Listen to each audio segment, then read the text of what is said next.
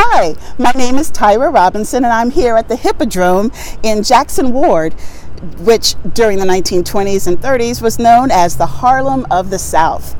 Today is day 20 of the Richmond Public Library's 100 Days RVA Reads, a program promoting the Great American Read by PBS and WCVE, our local station.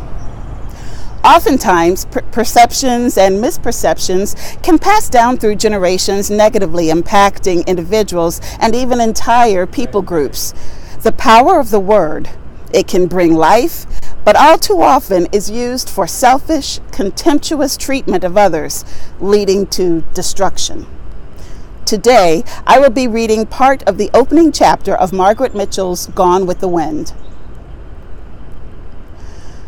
Scarlett O'Hara was not beautiful, but men seldom realized it when caught by her charm, as the Tarleton twins were.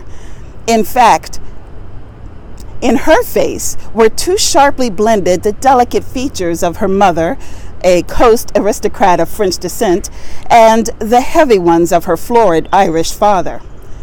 But it was an interesting face, pointed of chin, square of jaw. Her eyes were pale green without a touch of hazel, starred with bristly black lashes and slightly tilted at the ends. Above them, her thick black brows slanted upward, cutting a startling oblique line in her magnolia white skin. That skin so prized by Southern women and so carefully guarded with bonnets, veils, and mittens against hot Georgia suns. Seated with Stuart and Brent Tarleton in the cool shade of the porch of Tara, her father's plantation, that bright April afternoon of 1861, she made a pretty picture. Her new green-flowered muslin dress spread its 12 yards of billowing material over her hoops and exactly matched the flat-heeled green Morocco slippers her father had recently brought her from Atlanta. The dress set off to perfection the 17-inch waist, the smallest in 3 counties, and the tightly fitting basque showed breasts well matured for her 16 years. But for all the modesty of her spreading skirts, the demureness of hair netted smoothly into a chignon, and the quietness of small white hands folded in her lap, her true self was poorly concealed. The green eyes in the carefully sweet face were turbulent, willful, lusty with life, distinctly at variance with her decorous demeanor. Her manners had been imposed upon her by her mother's gentle admonitions and the sterner discipline of her mammy. Her eyes were her own. Although born to the ease of plantation life, weighted on hand and foot since infancy, the faces of the 3 on the porch were neither slack nor soft. They had the vigor and alertness of country people who have spent all their lives in the open and troubled their heads very little with dull things in books. Life in the North Georgia county of Clayton was still new, and according to the standards of Augusta, Savannah, and Charleston, a little crude. The more sedate and older sections of the South looked down their noses at the upcountry Georgians. But here in North Georgia, a lack of the niceties of classical education carried no shame, provided a man was smart in the things that mattered. And raising good cotton, writing well, shooting straight, dancing lightly, squiring the ladies with elegance, and carrying one's liquor like a gentleman were the things that mattered. In these accomplishments, the twins excelled, and they were equally outstanding in their notorious inability to learn anything contained between the covers of books. Their family had more money, more horses, more slaves than anyone else in the county. But the boys had less grammar than most of their poor cracker neighbors. It was for this precise reason that Stewart and Brent were idling on the porch of Tara this April afternoon.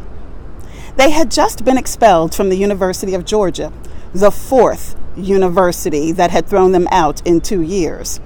And their older brothers, Tom and Boyd, had come home with them because they refused to remain at an institution where the twins were not welcome.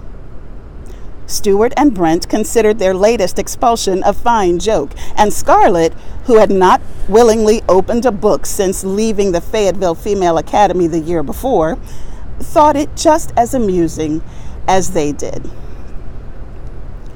"I know you two don't care about being expelled, or Tom either," she said. "But what about Boyd?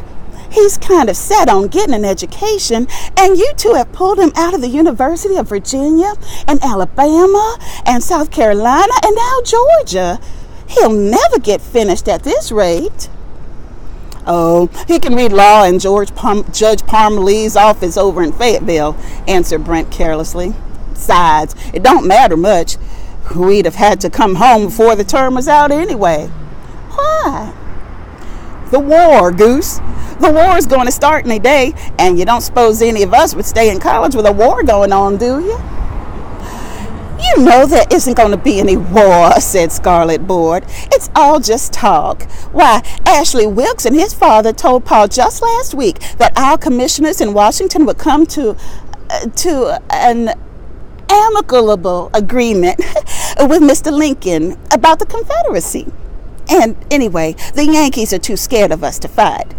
There won't be any war, and I'm tired of hearing about it." "Not going to be any war?" cried the twins indignantly, as though they had been defrauded. "Why, honey, of course there's going to be a war," said Stewart. "The Yankees may be scared of us, but after the way General Beauregard shelled them out of Fort Sumter day before yesterday, they'll have to fight or stand branded as cowards before the whole world. Why, the Confederacy—" Scarlett made a mouth of broad impatience. "If you say war just one more time, I'll go to the house and shut the door.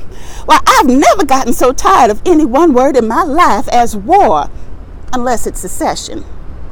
Pa talks about war morning, noon, and night, and all the gentlemen who come to see him shout about Fort Sumter and states' rights and Abe Lincoln till I get so bored I could scream. And that's all the boys talk about, too, that and their old troop.